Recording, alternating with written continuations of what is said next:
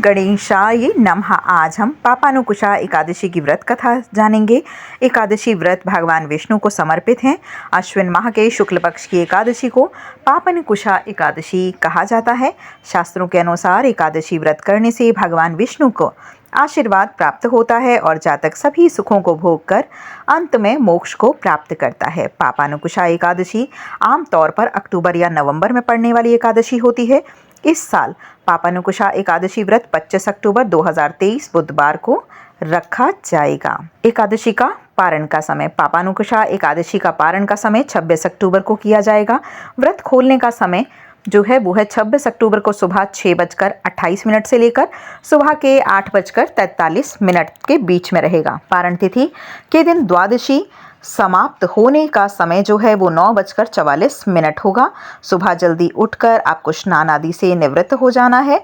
उसके बाद घर के मंदिर में दीपक को प्रज्वलित करें। भगवान विष्णु का गंगा जल से अभिषेक करें।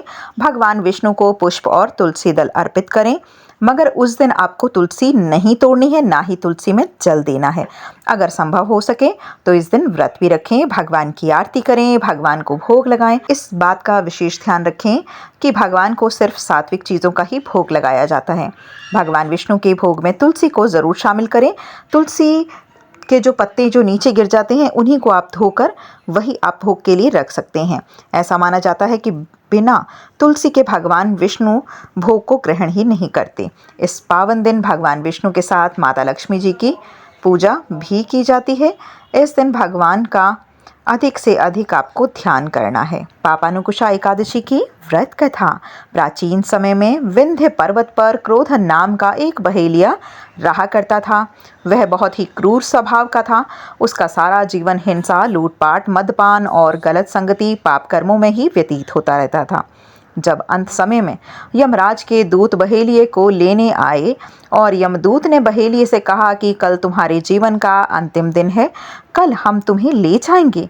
तब यह बात सुनकर बहेलिया बहुत ही भयभीत हो गया और महर्षि अंगिरा के आश्रम में पहुंचा और महर्षि अंगिरा के चरणों पर गिरकर प्रार्थना करने लगा। बहेलिया ने ऋषिवर से कहा कि मैंने सारा जीवन पाप कर्म करने में ही व्यतीत कर दिया है। कृपा कर मुझे कोई ऐसा उपाय बतलाइए जिससे मेरे सारे पाप नष्ट हो जाएं और मोक्ष की मुझे प्राप्ति हो। उसके निवेदन पर ऋषि अंगिरा ने उसे अश्विन शुक्ल की पापानुकुशा एकादशी का विधि पूर्वक व्रत करने को कहा।